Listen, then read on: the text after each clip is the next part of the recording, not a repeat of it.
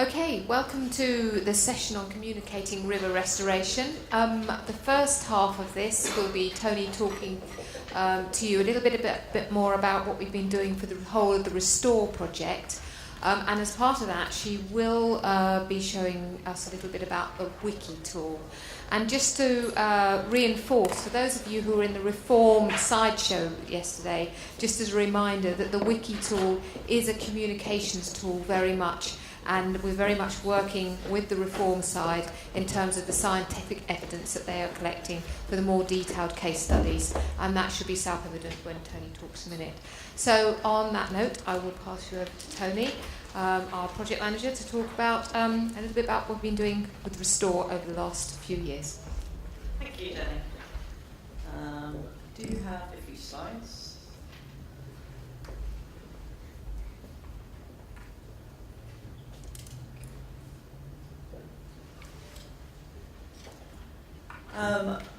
I think quite a few of you now have had an opportunity to hear a bit about Restore. So what I wanted to use this workshop was to go into a little bit more detail about the tools that we've produced and to get your feedback on them, how we might improve them, and discuss the thoughts. So we will be running most of this as a workshop and discussion between us. But also, I'm going to show bits of the River Wiki on here. So if you've got some comments or some suggestions, please, we're looking to run this one a little bit more informally than some of the other sessions.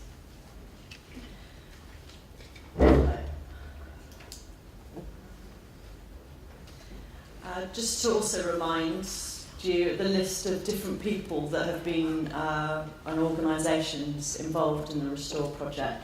There's quite a lot of people here who are involved in the project, and if you are, could you stand up so people know who's been working in it now?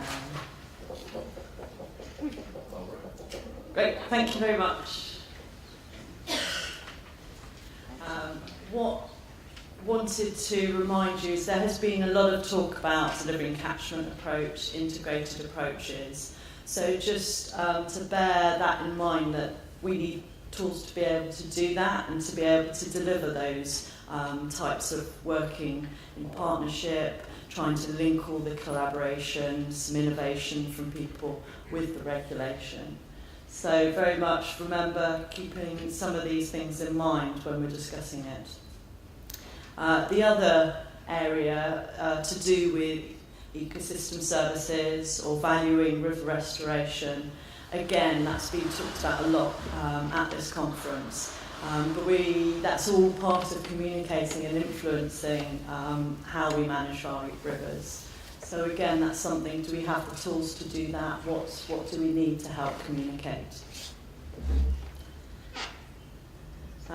We've produced a book, which I mentioned the other day, and there I think there's still a couple left at registration. No, they've been found. I did try and keep a couple for this session, but this is available on our website as a PDF. We've produced it in English, but if people would like, we've had a few suggestions on people wanting to translate it. We're more than happy if people want to translate it into their own language. We can provide you with the graphic designs on that so that you could produce it in that way. It's freely available.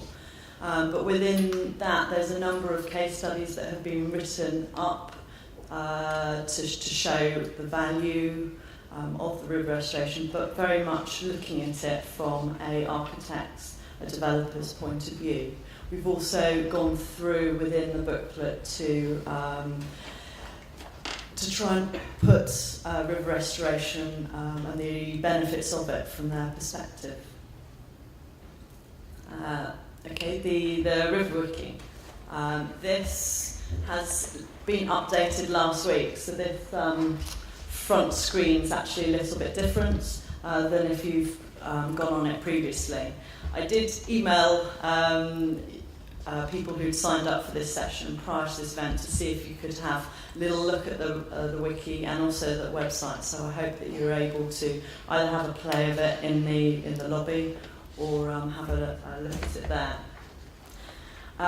What it has on it is it's at the front you have the map where you can link through to all the case studies and see where they are. It's fairly typical. It's all on open software, so it will appear quite similar to Wikipedia and other software that uses that. We've also split it then out into different countries. So within your own country, you can add organisations that are involved in this work to it. You can add comments or anything sort of within that. If I try and link to the site, I think I'll just go to... We'll try and do it live, so we'll see what happens. What I will do is I'll have a look at the England site, because I know that one. And within that site, we've got links to catchments. It's going to take a while here. With organisations, background information, and then it will link and show all the case studies that have been uploaded for that country. So, because it's a wiki, you can make whatever pages that you want. So here you can see that the river basins have made links and made their own pages to show their own case studies. The Danube has done a similar page as well. There's also other ways you can search on the case studies. You can use certain keywords to over search on the top right-hand side. I don't know if you can see my cursor there. But we've also tried to think about what searches people often want to do, so we've written a few searches for people to use. You can also use basic searches in how much money, where is it, and then there's below that an advanced search which has, you can search on absolutely masses of different things, on anything that's in there in combination. We've also been adding things like links to social media, which people were asking. People were also finding with the case studies that there was a lot of information coming very quickly. So when they were communicating or showing people, it was a little bit, oh my God, there's so much there that needs to be filled in. So now it appears quite a lot shorter. If I go on to case study and show you an example. Interestingly, I think this is the ERSIT project attaching other case studies to the UK that they're working with. So within the site, the case study itself, you get a map, you get contact information, summary of the project, you can add lessons learned, monitoring, and some images. We've also, there's a small button, and then you can add a lot of more detailed information. It links to some of the WFD codes that people have asked, but people have asked all sorts of different things to use it in a different way. We also use this to link to our website, and on the website we split it into different themes. So if case studies are to do with flood risk management, we have a page on flood risk management. We have one on economics. We have one we're still working on urban. We've got one on social interest. So within that, it keeps it live that you can see the case studies that are associated with that theme. But we've also put publications that are particularly useful towards that theme and information on there. So I'll quickly show you the website here.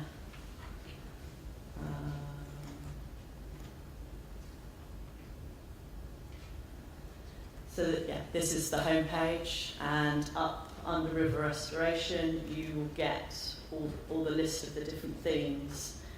We've also done a section on how to do river restoration. So within that it's split into planning a project, designing, construction, and sharing the project, the best practice. So that's a flavour of the type of information you can get there. Okay. Okay, that's a short introduction to Restore and some of its tools.